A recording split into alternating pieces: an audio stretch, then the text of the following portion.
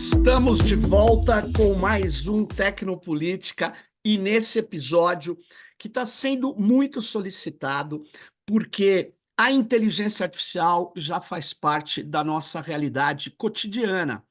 As pessoas podem não saber, mas os aplicativos, as aplicações de inteligência artificial, elas estão aí no nosso dia a dia, desde o motor de busca do Google até o Waze, até sistemas quando você entra em contato com o serviço público ou com alguma empresa, os aplicativos, enfim. A ideia é discutir nesse programa com a Cíntia Piccolo, que é super obrigado a sua presença aqui, Cíntia. Ela é diretora do LAPIN, o Laboratório de Políticas Públicas e Internet. Ela é advogada especializada em direito digital, tem pós-graduação em direito internacional. Enfim, a Cíntia vai discutir com a gente aqui a regulação da inteligência artificial, né? Um tema muito quente, muito atual, e que tem um projeto de lei lá em Brasília para ser aprovado, que está gerando uma polêmica muito grande. E para não me alongar muito, eu já quero perguntar para Cíntia. Cíntia, por que é tão difícil regular a inteligência artificial no Brasil? Em primeiro lugar, obrigada, professor, pelo convite. É uma honra Eu estar que aqui batendo agradeço. papo com você. E é uma oportunidade, né, para trazer também para a audiência uma visão, né, óbvio, uma visão da Cíntia, mas também uma visão enquanto pessoa atuante da sociedade civil, qual a LAPIM faz parte, e que está inserida também em agendas não só nacionais da regulação, mas também internacionais. E todo esse panorama, eu acho que ajuda a responder um pouquinho essas perguntas, né? Que a pergunta já começa um pouco complexa, porque o assunto é complexo, né? Então, assim, está difícil regular a inteligência artificial no Brasil? Sim e não. Vamos já começar com uma polêmica, né? A complexidade ela está interligada, né, com a dificuldade de lidar com o tema por si só. Mas se a gente for parar para pensar, né, o Brasil vem debatendo a regulação da IA pelo menos desde 2020, com mais força a partir de 2021, né, com projetos de lei que surgiram na Câmara dos Deputados, mas também no Senado Federal, e de 2021 para cá a gente tem tido um debate bastante acalorado, né?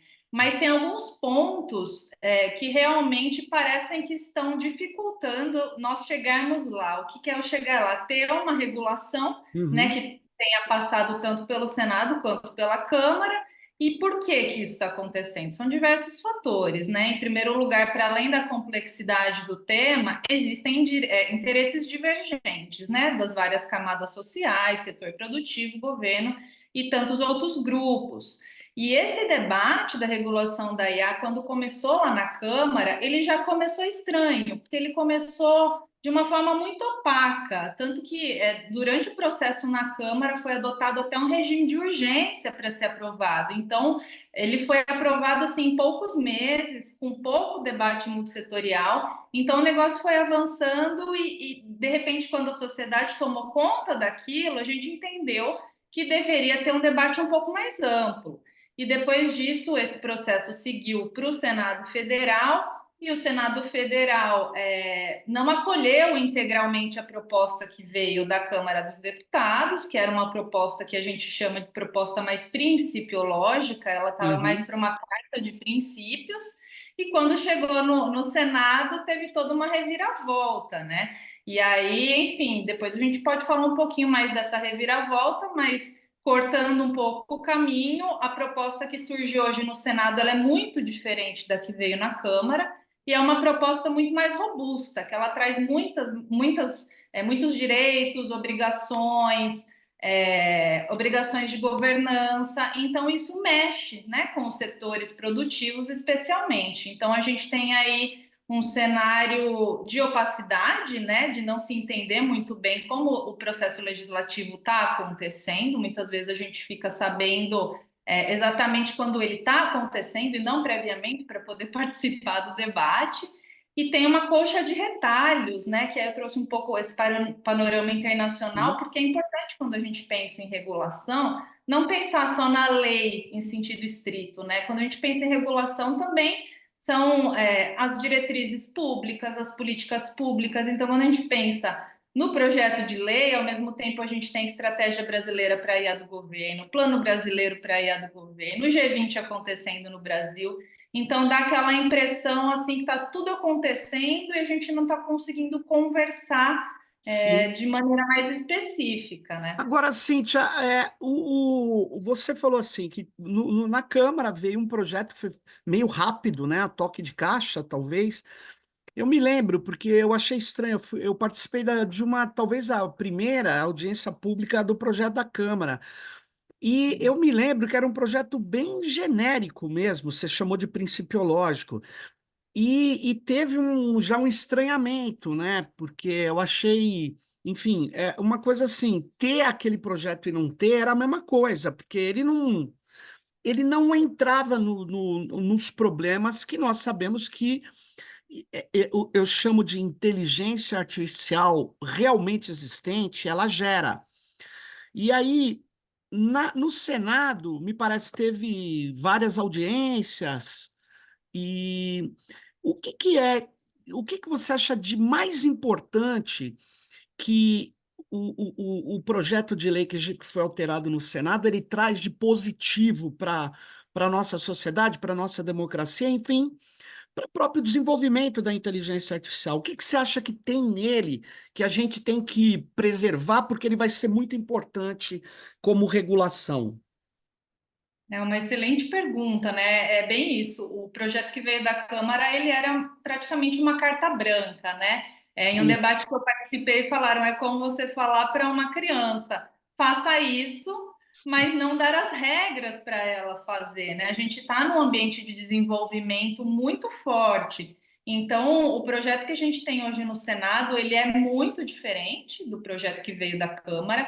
E ele é muito mais avançado. Em primeiro lugar, ele é fruto de um estudo de uma comissão de juristas que foi instaurada no Senado. Então, tiveram 18 juristas que fizeram todo um estudo e entregaram uma proposta que, enfim, ela passou ainda por algumas mudanças, mas tem elementos cruciais no projeto de lei hoje que nós precisamos lutar e nos esforçarmos para manter. Então, eu posso citar alguns de sim, vários, né? Por exemplo, quando a gente fala da classificação de riscos de sistemas. É um ponto muito difícil ainda de lidar e que está no embate hoje desse obstáculo de se regular, mas é muito importante, porque é o nível de risco do sistema que vai determinar o nível de responsabilidade daquele agente. Então, tendo uma classificação de risco, se é determinado que um sistema ele é de alto risco, consequentemente, aquele ator que está desenvolvendo ou aplicando a tecnologia tem que seguir alguns procedimentos, como, por exemplo, uma avaliação de impacto algorítmico. Então, esse mecanismo que o projeto de lei traz hoje para a classificação de risco, ele é essencial, porque ele vai interligar também com a proteção de direitos. Por outro lado, o projeto de lei atual também traz um arranjo fiscalizatório, né, que anteriormente só assim trazia de fato uma diretriz, mas hoje uhum, o projeto ele é mais robusto para tentar estabelecer um arranjo de fiscalização, porque senão você tem ali só um conjunto de princípios e como que você operacionaliza isso, né? Então a sim. gente tem a classificação de riscos, tem um arranjo fiscalizatório, nós temos direitos resguardados pelo novo projeto de lei e muitos outros, proteção do meio ambiente, proteção das crianças e adolescentes, obrigações específicas para a IA de propósito geral, que antes a gente não falava disso, né? Lembrando que o que veio da Câmara a gente não tinha nem passado ainda pelo boom do chat GPT, só Sim, para falar que é a linguagem mais popular, né? sim, Então, o projeto de lei atual ele é muito mais avançado nesse sentido, e inclusive traz proibição de riscos de usos de sistemas de IA que trazem muitos riscos para a sociedade. O clássico exemplo que a gente tem hoje é o uso de armas autônomas. Então, a sim. gente tem um avanço no projeto de lei que traz a proibição de sistemas, por exemplo, que são de risco excessivo, como assim foi dito, Agora, né? Cíntia, num dos projetos de lei de regulação algorítmica dos Estados Unidos, Eu me lembro que tinha uma divisão por tamanho de empresa e que me chamou a atenção, porque para empresas pequenas ele não pedia determinadas ações ou avaliações, e para empresas médias e grandes pedia. Mas eu acho estranho, né? Porque uma empresa pequena, naquela lógica daquele projeto, ela pode ser pequena, mas está fazendo um desenvolvimento de alto risco. Então, ela tem que seguir as regras todas devem seguir as mesmas regras. E como isso é resolvido no Brasil? Porque, por outro lado, empresas menores não têm condição de fazer determinadas coisas que as big techs têm como fazer. Então, como que se equaciona o problema do risco, problema da barreira, né, econômica, que acaba prejudicando o pequeno e beneficiando o grande? Vocês, você vê isso nesse projeto de lei, essa questão equacionada? Ela é equacionada de uma forma, mas a gente tem que lembrar que essa equação ela vai ser complementada também através de políticas públicas de fomento à inovação, que o projeto de lei também traz algumas diretrizes. Mas, por exemplo, na proposta que nós temos hoje na mesa, essa questão de ser uma empresa menor ou uma empresa maior, ela é dissolvida exatamente no sentido de qual é a aplicação que se está desenvolvendo, qual é o risco, qual é a escala que vai de aplicabilidade, ou seja, qual é o número de pessoas que vão ser afetadas, os grupos vulneráveis, o impacto ambiental. Então, são critérios que independem se a empresa é grande ou se ela é pequena. A gente tem que olhar o impacto daquele produto ou daquele serviço. Uhum, Então, o nosso projeto de lei ele é diferente dos Estados Unidos, que tem uma outra pegada um pouco mais liberal nesse sentido, claro. mas a gente vem de um país historicamente mais regulado, até por questões óbvias de, enfim, discriminações inúmeras que nós temos aqui. Então, o PL ele tenta trazer esse mecanismo que é vinculado ao tipo da aplicação de IA, ao risco que ela oferece e as obrigações de governança. Então, se é uma empresa pequena, né, que quer Uhum. desenvolver um sistema que vai impactar a população em larga escala, vai usar dados sensíveis, ela vai ter que se organizar para cumprir certos requisitos. Mas aí vem também a questão do fomento, como eu te disse, né, a inovação. O projeto de lei ele traz algumas diretrizes que apoia startups, por exemplo, mas são diretrizes que depois a gente precisa que o poder público oriente, assim como a NPD vem tentando fazer, de orientar esses agentes. Como que eu faço uma avaliação de impacto? Né? Sim. Então, assim, não é só ter a lei e jogar para o mercado, né? Precisa de toda uma orientação para que as pequenas empresas também possam ter uma inovação responsável, né? E é isso que a gente quer. Pode ser difícil, mas a gente vai ter que se adequar, não vai ter jeito. Antes de falar dessa responsabilidade, que é um tema muito tenso, né, em qualquer regulação, mas eu queria te perguntar: você acha que está bem equacionado nessa proposta de regulação a questão da transparência e da explicabilidade? Eu vou tentar justificar minha pergunta aqui pelo seguinte: eu vejo em várias legislações a, a ideia da transparência, né? A da explicabilidade menos, mas a transparência sempre está lá no quadro de princípios, né? É uma requisição ética também, mas também é um princípio que se torna legal, né?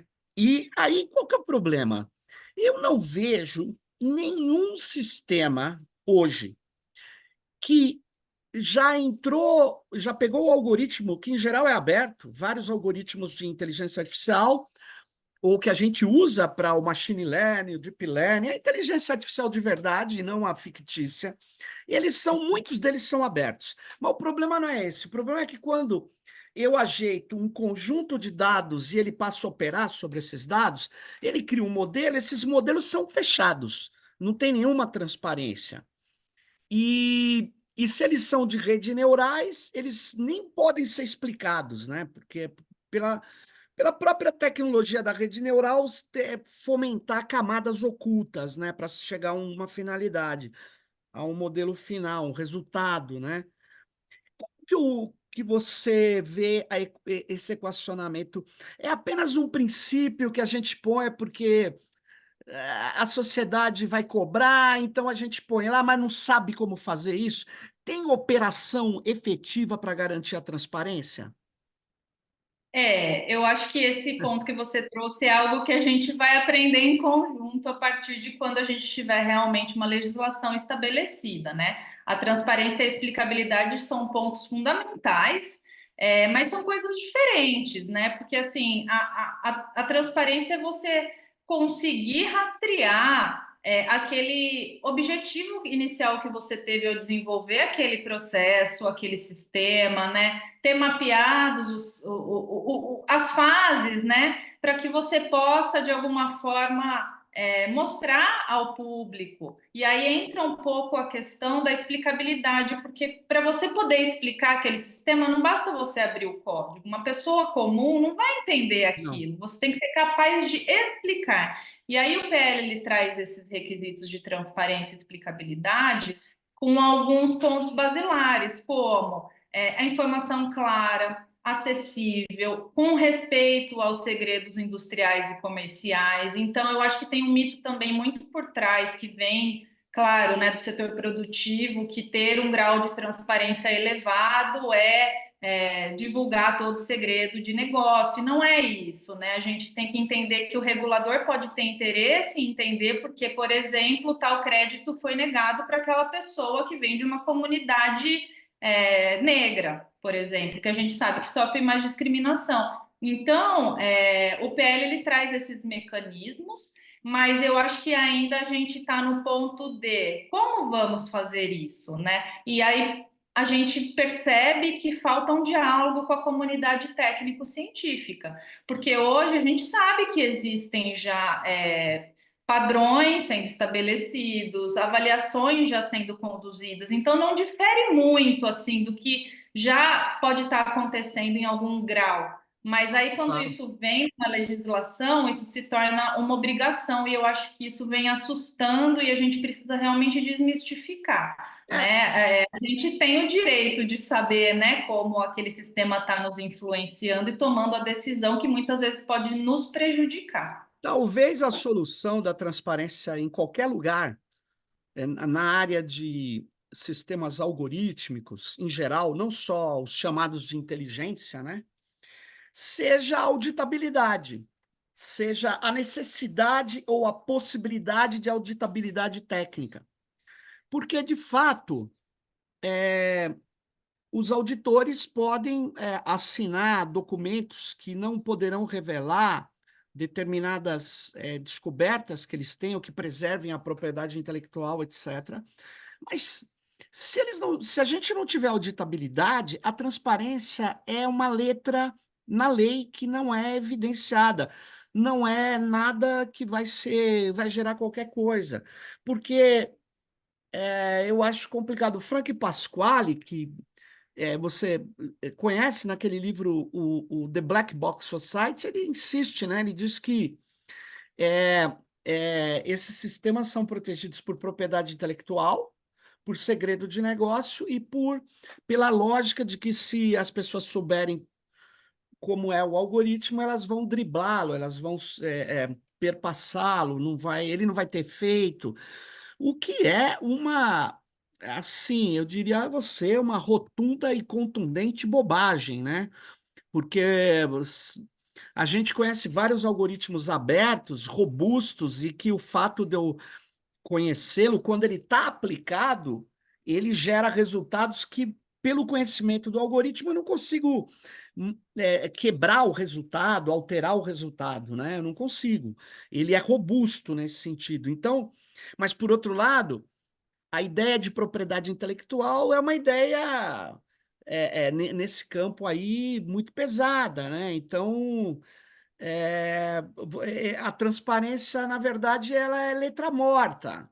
Então, talvez a saída seja a construção da transparência, certo, como princípio, mas a operação dela é a possibilidade da sociedade, dos governos, enfim, dos responsáveis pela fiscalização, terem o direito de auditabilidade plena, né? Pode ser. Exatamente, exatamente. A auditabilidade é um mecanismo que vai ajudar na transparência, o escrutínio público igualmente, obviamente a divulgação dentro dos limites que a gente está falando, por conta de segredos de negócio, propriedade intelectual, mas existe sim essa demanda de se auditar os sistemas, e aí também tem todo um debate sobre auditoria pelo poder público, auditorias independentes, que Isso. também é um outro passo, mas, por exemplo, o próprio projeto de lei traz alguns mecanismos para terem, para que as empresas, enfim, os agentes de IA possam ter certificações prévias. Então, assim, há muitos mecanismos anteriores para que as empresas possam se adequar, para que elas demonstrem a sua boa-fé de estarem trilhando, né, um E, caminho que e, possam, no momento ali, né, que deu alguma coisa errada, precisa colocar ali as provas, mostrar toda essa rastreabilidade do sistema, ela possa comprovar que seguiu alguns passos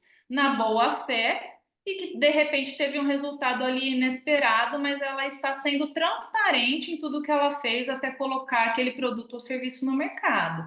Então, sim, a auditoria é extremamente importante, é um mercado, inclusive, que está em crescimento. Já fica a dica aí para quem está estudando e está olha querendo entrar só, na a área. Cintia acaba de dizer que a regulação gera um mercado enorme. Ah, E é verdade, é verdade.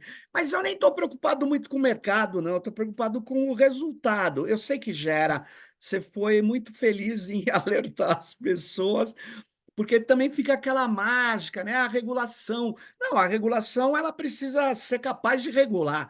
E aí tem áreas extremamente complexas como essa, e aí gera especialistas, né? Agora, eu temo que é assim, se a gente, por exemplo, certificação, Cíntia, já entrando logo na polêmica, eu acho que tem que ter certificação, é bom, mas ela não resolve nada praticamente. Eu vou dizer por quê. Você pega a Microsoft, ela tem 1.000 certificações, tem mais mercado do que resultado efetivo. E a certificação passa a ser uma barreira de entrada, ela passa a ser cara demais para determinados desenvolvedores. No final, o cara paga, mas ela, nesse contexto da transparência, eu não sei, eu acho que não, e nem da explicabilidade. Por quê? Porque eu vou dar uma questão bem concreta da explicabilidade, assim, que essas coisas todas que a gente falou não resolvem. É, por exemplo, o governo ele vai usar para fazer a, a lista de transplantes, que é extremamente complexa, com ou sem algoritmo. Ela é complexa. Por quê? Porque não é assim. Quem está na fila mais tempo recebe, não é, porque tem cara que vai morrer se não receber, tem determinados graus que você pode esperar mais. É uma coisa muito complexa. Bom, aonde eu quero chegar? Você acha possível usar no poder público um sistema que ranqueia ou que dá direito e nega direito que não é explicável? Não, é totalmente invasivo do nosso direito, né? Em primeiro lugar, de acessar serviços públicos essenciais, a gente realmente, eu acho que até o próprio PL traz de alguma forma como risco excessivo, né, de não poder se usar o ranqueamento de pessoas, mas não traz exatamente esse contexto específico que você está trazendo. Mas quando a gente coloca ainda um serviço público no meio, né, quando a gente envolve o poder público, tem que ser mais transparente ainda, né? Ainda mais nessa cadeia que a gente sabe que existem parceria público-privada de monte. Então, a gente não está só falando de órgãos públicos, a gente está falando Claro, em toda uma cadeia que envolve, inclusive, empresas no meio.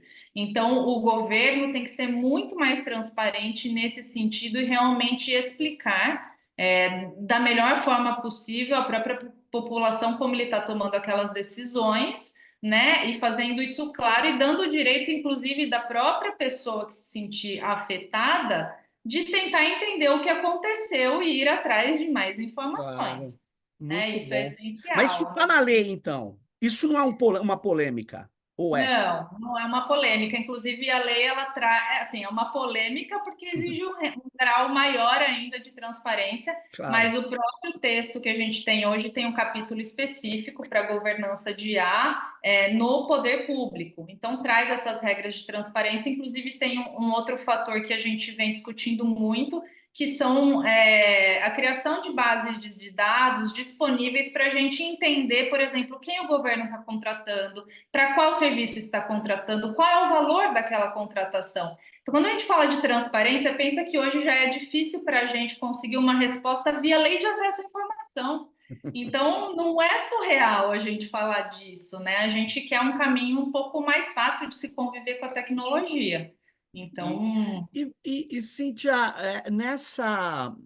nessa regulação, qual então está sendo essa resistência? Onde está? Então, agora, apresenta para a gente assim, esse cenário. Quem resiste ao quê? Qual é o contencioso ou os contenciosos mais importantes que estão rolando aí?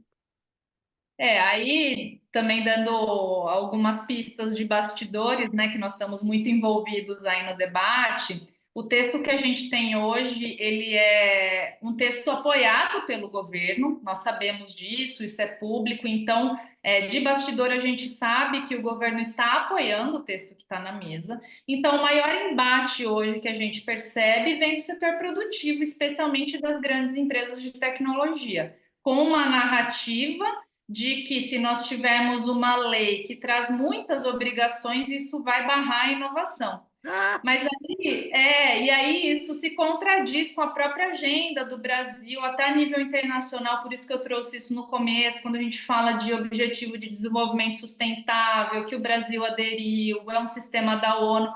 Então, assim, o que a gente entende por desenvolvimento sustentável? É a não garantia de direitos?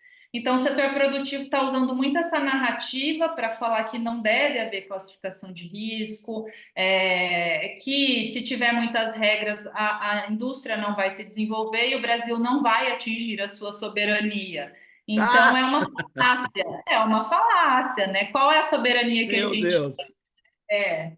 Então a gente percebe que tem, né, todo esse obstáculo vindo do setor produtivo para que hoje é pacífico, tá? Que tem que se regular a inteligência artificial. Não tem muita gente falando, não tem que regular. Não, tem que regular. Só que a regulação proposta pelo setor produtivo, em sua maioria, é que seja realmente uma carta de princípios, porque falam muito que já existe uma autorregulação suficiente.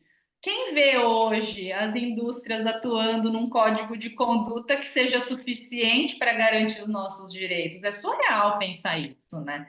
Então, Na verdade, eu vejo eles se autorregularem. A autorregulação deles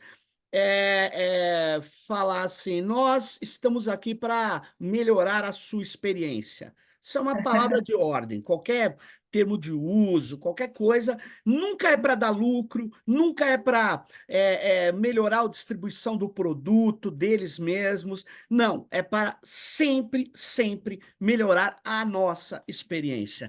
Na verdade, é um jogo de marketing transformado em peça legal, jurídica, no caso, porque não é dentro dos parâmetros legais, né? Mas, veja, eu não consigo ver que uma empresa vai tomar muito cuidado para desenvolver um sistema de aprendizado de máquina que mexe com a vida das pessoas, ela não, ela para ela, se ela não tiver que ter uma série de requisitos cumpridos, registro de requisitos para que possa ser fiscalizada, é melhor para ela é melhor. Porque ela tem você vê, né, o apagão que aconteceu aí, que é um nome horrível, mas vamos lá, apagão que aconteceu no sistema operacional Windows, na área de nuvem dela, e que foi sendo replicado, né? É, olha o que que é a opacidade. As pessoas nem sabiam que a Microsoft terceirizava esse nível de segurança, né? Então, ela terceirizou uma empresa X, ela vai e comete uma falha que também não é esclarecida. Ele fala uma falha humana. Que falha humana? Que falha foi? Será que não é um treinamento equivocado de um modelo? Pode ter sido uma atualização feita por um modelo de inteligência de máquina, um deep learning qualquer, e que passou a identificar no próprio sistema informacional lá, o sistema operacional, alguma coisa no sistema que seria um ataque. Aí ele travou tudo. Bom, mas isso é uma hipótese. Que ele travou tudo, a gente sabe. Mas por quê? Não é transparente. Não é. Os incidentes, eles não são obrigatoriamente esclarecidos, explicáveis. Não são explicáveis. E como é na aviação, quando tem um acidente aéreo, tem que ser tudo explicado para que não venha ocorrer novamente.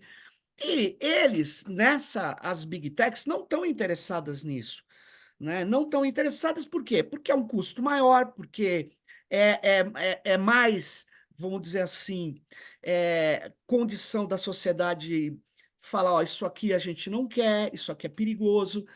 E eles não querem controle de ninguém, eles dizem que se autorregulam, porque eles são o suprassumo da humanidade, né? Eles são maravilhosos. Você já viu o Elon Musk? Parece um lorde do digital. Por outro lado, eles se colocam como a Madre Teresa de Calcutá. Eles só fazem coisas para nos beneficiar. Eles são caridosos, eles nunca estão atrás de lucros absurdos. Então, gente, quando a gente não regula, quem regula são eles. Então, falar que regulação destrói a inovação é uma conversa tão antiga que não sei se cola ainda, mas enfim, vem com esse mesmo papo, né? Por exemplo, por que ter um documento fazendo análise dos riscos, né, um estudo de impacto algorítmico em sistemas que vão mexer com milhões de pessoas e que o erro pode trazer prejuízos, alguns prejuízos que não são, inclusive, é, vamos dizer assim, a gente não consegue refazer em tempo hábil, solucionar, vai ter que atuar depois, né? Ou seja, Uhum. coisas perigosas. Por que isso prejudica a inovação? O que isso tem a ver com a criatividade do sistema? Agora, você vem. Eu não sei, eu não consigo entender. Eu não E consigo. sabe o que é mais controverso? Por exemplo, pegando o exemplo da avaliação de impacto algorítmico. Tem tanta desinformação ao redor disso. Na última rodada de audiências públicas que aconteceu no Senado, inclusive uma pessoa disse que a avaliação de impacto algorítmico é a mais nova forma de censura. Então, assim, é realmente um debate qualificado, só que é controverso porque é praticamente o agente daquele sistema. Eu falo por agente porque tem o desenvolvedor envolvido, fornecedor, o aplicador. Então, eu estou falando Claro, agente para resumir. Ele vai conhecer melhor o seu produto ou serviço se ele fizer aquela análise aprofundada, porque a avaliação de impacto ela não é só para o risco, ela também olha qual é o benefício, qual é o valor daquele sistema versus o risco que ela vai acarretar. Então, são riscos de diversas naturezas, né? Riscos aos seres humanos, riscos ao meio ambiente, ao mercado. Então, é até uma forma daquela empresa entender se aquele produto que ela está colocando em circulação é viável e é sustentável a longo prazo, dado o investimento inicial, que normalmente é muito alto. Então, assim, eu acho que está tendo uma grande dificuldade das empresas entenderem que elas vão ter regras a seguir, e regras que já deveriam estar sendo postas, né, que a gente já deveria ter conhecimento, a gente ainda não tem, mas que elas vão ter que se adaptar. Né? Vai ter que ter uma equipe que faça esse checklist. Vamos simplificar então a avaliação de impacto. Esse checklist, conhecer o seu produto, o seu serviço, né? Então claro. é uma farmácia muito grande quando a gente pensa isso. É complicado até de lidar com esse tipo de desinformação ao redor desse assunto. Por exemplo, a questão da discriminação não está tendo polêmica, então, na lei. A ideia de que é preciso se preocupar com a base de dados. A base de dados pode trazer Não só a base de dados, o algoritmo pode trazer, apesar que isso é polêmico. Eu tenho um amigo que é do comitê gestor, não vou falar o nome dele, mas ele fala assim: não há discriminação algorítmica. Eu falo, claro que há, claro que há.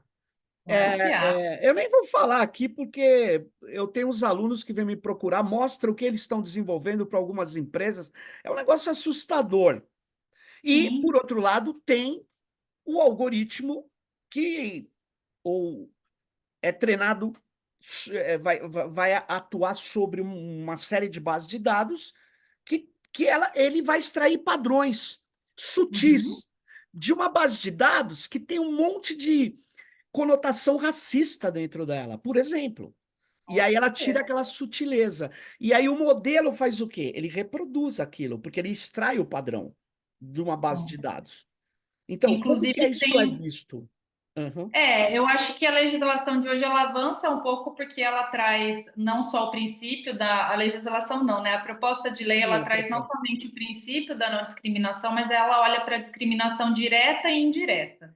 E aí ela traz esses mecanismos, né? Então, a transparência, o direito à explicação, a necessidade, inclusive, de ter diversidade nas equipes, né, que estão desenvolvendo o projeto. Tenta trazer esses mecanismos, mas eu acho que o mais difícil para a gente hoje é na prática, é garantir isso na prática, né? Então é óbvio que determinado sistema, a partir da configuração que ele, pré-configuração que ele foi feito, então a gente tem um caso que tem um pesquisador, o Ramon Villarino, que ele fala muito de um projeto que ele atuou, que era na parte de concessão de crédito, que foi identificado depois de um tempo de operação que aquele sistema, ele na verdade discriminava alguns grupos a partir do CEP. Então, a partir do CEP daquela pessoa, o sistema entendia o quê? Se aquela pessoa mora num bairro que é classe C, por exemplo, como a gente fala, ela não teria direito àquele crédito ou não teria condições de pagar por aquele crédito. E é totalmente discriminatório, né? Então, assim, a gente sabe disso pela região, pela etnia, pela raça, orientação política, a gente sabe que o sistema ele pode discriminar nesse tipo de marcador social, né? Gênero também é muito comum. Então, Então, nem vou te falar, tem um aluno meu, ele trabalha para uma empresa, não vem ao caso.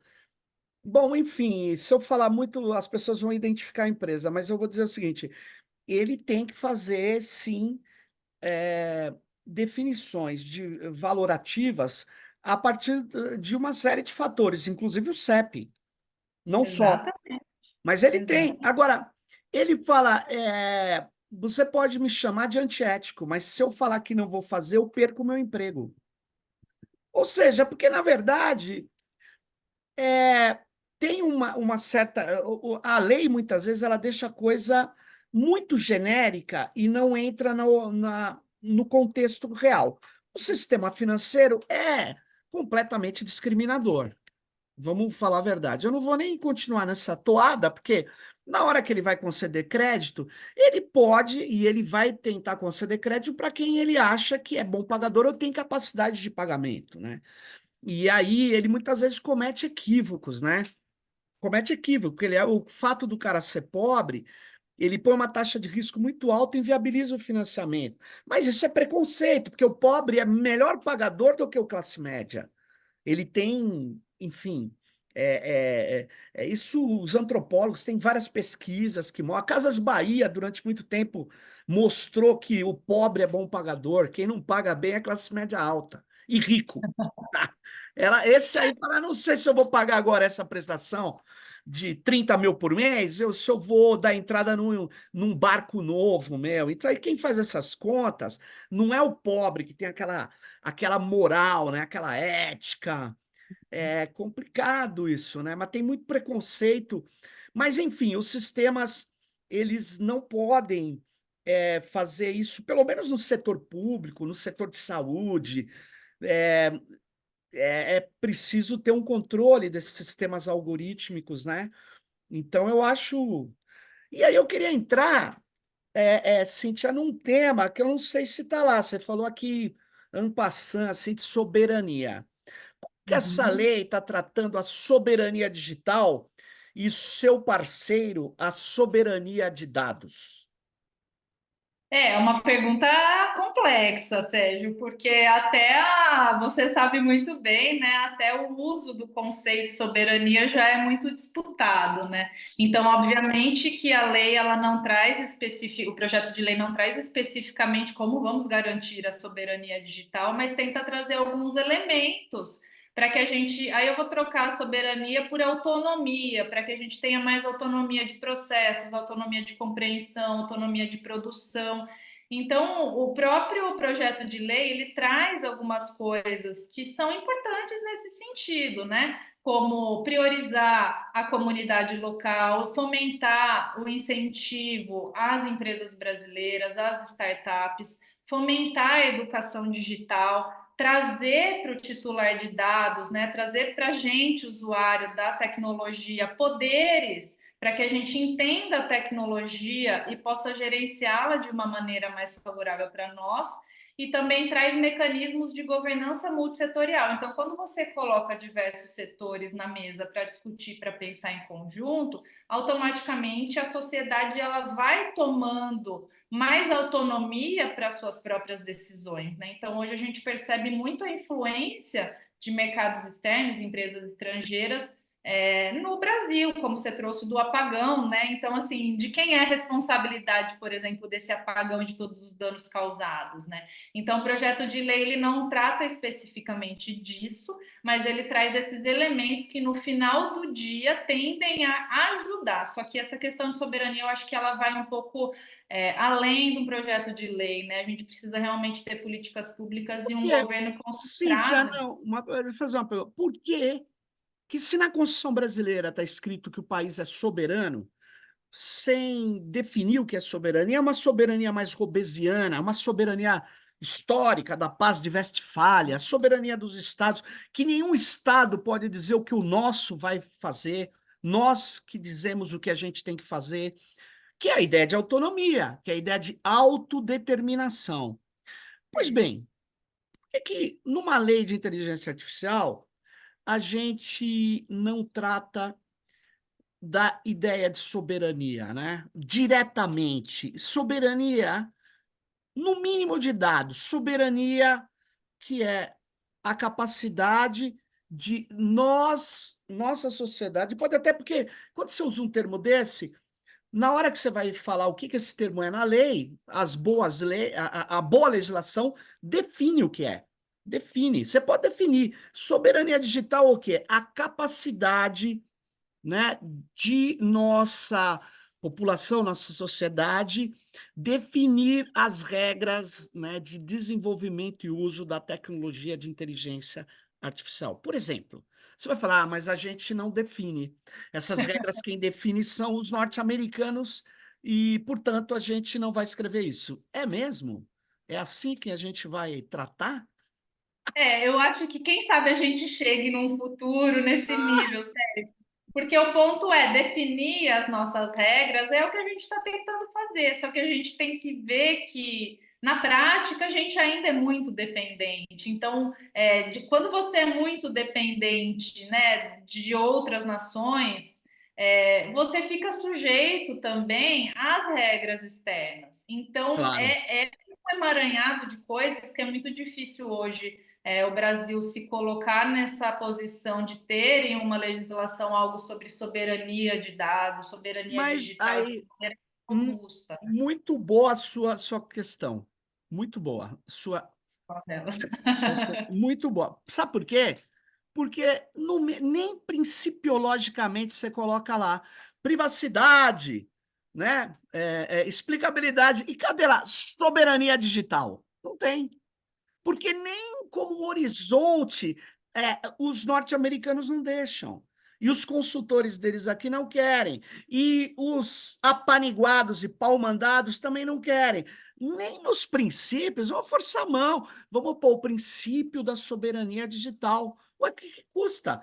Num princípio, num futuro distante, depois que a gente adquirir mais autonomia, mas nem isso, porque isso é uma luta política por desenvolvimento, pela criatividade. Por exemplo, a nossa legislação fala de que nós vamos definir que dados a gente não deixa ser tratado por uma, uma rede neural com finalidades de altíssimo risco que serão definidos por um comitê?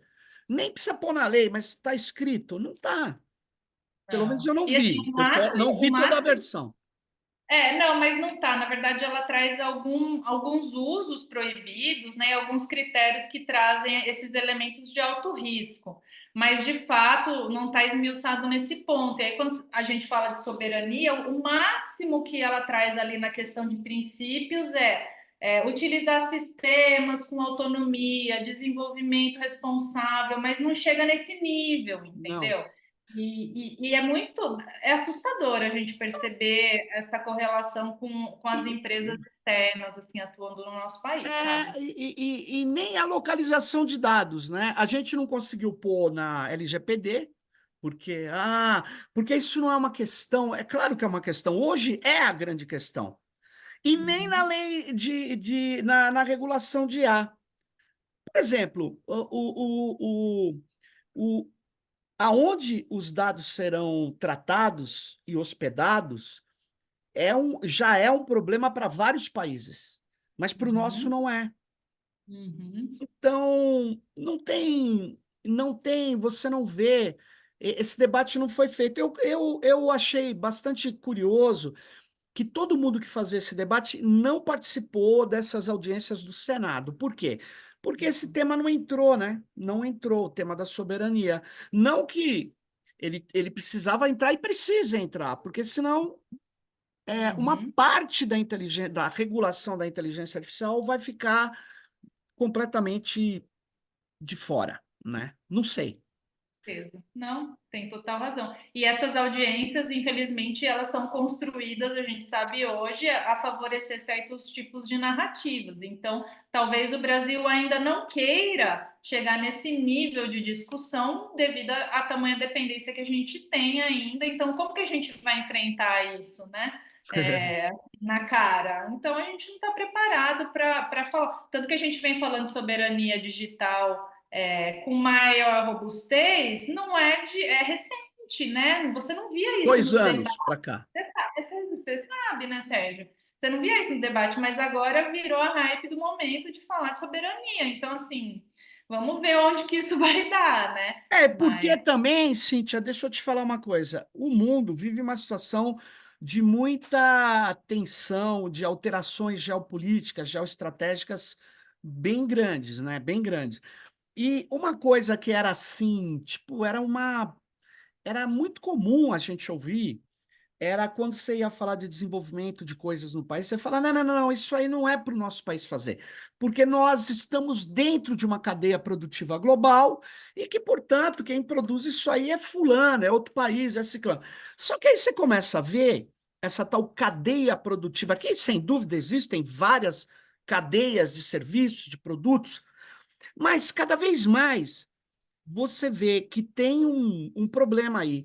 Por exemplo, você tem empresas que se especializaram em produzir semicondutores, chips de alta capacidade, alto processamento.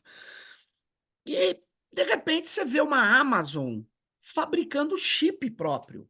Você vê a Microsoft fabricando chip. A Apple, que tinha um chip próprio e ela abandonou, e depois ela voltou agora a produzir, ela está tentando voltar. Todo mundo internalizando aquilo que a gente chama de elementos estratégicos de uma determinada ação ou produto.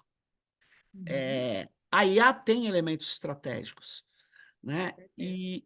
E parece que a gente não quer olhar isso.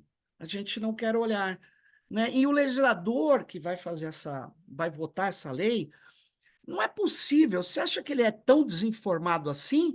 Ou isso é uma operação de lobbies? E se for um pouco dos dois, Sérgio? Ah! Na verdade, Um é pouco complicado dos dois. que assim, do lado do legislador, né? Nem tudo ele vai saber de todos os temas que ele vai legislar, né? Humanamente Claro, claro. impossível. Até por isso eles contam com assessorias e tentam ter esse diálogo com a comunidade mais especializada, né? Então você tá lá, eu tô lá, outras pessoas do campo estão lá tentando fazer esse debate, mas de fato é que existe uma falta de conhecimento, né? Uhum. Tanto da questão da produção quanto da questão dos impactos e benefícios, né? Do potencial e do risco. Então, assim, o legislador muitas vezes ele não compreende isso, e aí fica um debate muito mais raso, né? E por outro lado, se a gente não tem esse tipo de conversa que a gente está tendo hoje, nem menos a sociedade pode desenvolver esse senso crítico de cobrar, né? Então é super complicado avançar num debate que a gente não está maduro para avançar nesse ponto. Só que isso não quer dizer que a gente não esteja maduro para regular hoje. Então, por exemplo, a gente já identificou nessa conversa, tem pontos que a gente ainda não está avançando. Mas então vamos começar de algum lugar, porque se não ficar esperando, igual um dos senadores falou, né, que o melhor, não sei se eu comentei no começo, mas Não. ele falou que a melhor ferramenta para se regular é o tempo. Então, assim, o que isso quer dizer? A gente tem que ficar esperando ter total conhecimento de tudo, de uma tecnologia que está em ampla ascensão, para depois se regular. Então, vamos começar, né? E aí a gente vai amadurecendo e vai atualizando as nossas Até leis. porque, até porque, Cintia, a gente já sabe quais riscos que ela traz que a gente quer evitar, né? E que a gente já está sofrendo, já está Já está vivendo esses sofrendo. riscos, né? Não é algo apocalíptico, que é outro ponto de desinformação. A gente não está falando do futuro, é o que já está acontecendo agora, né? Agora, agora. É, Ô, vamos Cíntia, a última coisa aqui que a gente passou de 50 minutos, aí o pessoal fica bravo comigo, porque ficar. tem que ter 50 minutos. Cíntia, a questão ambiental, ela é tratada de alguma forma na lei? Porque a gente sabe hoje, cada vez mais, o impacto ambiental dos grandes modelos que são é, gerados, consumem muita energia, precisam de muita água para refrigerar os data centers. Isso é tratado ou ainda não está avançando também? Não, é tratado de uma maneira de uma maneira tímida, né? Tem um princípio também da proteção ao meio ambiente, Sim, depois tem um dispositivo ou outro trazendo, né, a importância de se resguardar o meio ambiente, mas não fala como, né? Mas aí tudo bem, a gente nem precisa chegar nesse nível de exigência hoje, porque aí a claro, gente também, depois da regulação, a gente tem as regulamentações que aí a gente claro. pretende que sejam normativas que destrinchem mais esses temas, mas ainda o Brasil trouxe esse elemento no projeto de lei que eu vejo como Muito. positivo. Não é suficiente? Não é. Mas é isso, vamos começar de algum lugar, não é mesmo? Ah, nós vamos pressionar para pôr soberania aí nessa lei, porque não dá. Não dá. E, bom, é Vamos. isso, né? Uma lei depois pode ser emendada se ela existir, né? Tem essa também, né? É lógico. Eu acho que uma lei de inteligência artificial para qualquer nação, ela nunca vai ser feita hoje, vai ser aplicável Não. igualmente daqui a 20 Exceto anos. se ela não disser nada, né? Se ela ficar É. genérica, aí ela, tudo bem, vamos Exatamente. aprovar, né? Exatamente. Ô, Cíntia, muito obrigado pela conversa, por você esclarecer a gente aqui, trazer esses pontos. E qual é a tua mensagem final aqui para os ouvintes do Tecnopolítica? Obrigada a você, Sérgio, muito bom. De novo, Obrigado. foi um espaço essencial também para a gente desmistificar alguns pontos e para todo mundo que está ouvindo, né? Compreender que a inteligência artificial já está nas nossas vidas de alguma forma, né? Das coisas mais básicas até as mais essenciais, e que a gente tem sim que ter a capacidade de compreender como isso está sendo usado, e a gente tem o poder de pressionar os nossos legisladores, afinal, eles representam a voz do povo, então a gente não pode simplesmente ficar olhando esse debate sem manifestações. Então, eu convido a todo mundo também a pesquisar um pouco mais, né, e pressionar aquele senador, aquele deputado que você confia para que tenha essa visão crítica também e nos ajude a ter regras e direitos garantidos aí para o nosso país. É isso aí, inteligência artificial nunca sem direitos, com direitos. E para isso, Tá? precisa de regulação. Muito bem, Cíntia. E você, se você gostou do episódio, vá, curta, faça inscrição no nosso canal. É muito importante, porque ajuda o canal a distribuir mais longe o nosso conteúdo e divulgue para as pessoas, porque as conversas que a gente faz aqui são conversas que a gente traz temas muito, muito relevantes da tecnologia, onde a tecnologia é política, onde a política é feita pela tecnologia. Fique ligado no próximo Tecnopolítica. Bye, bye.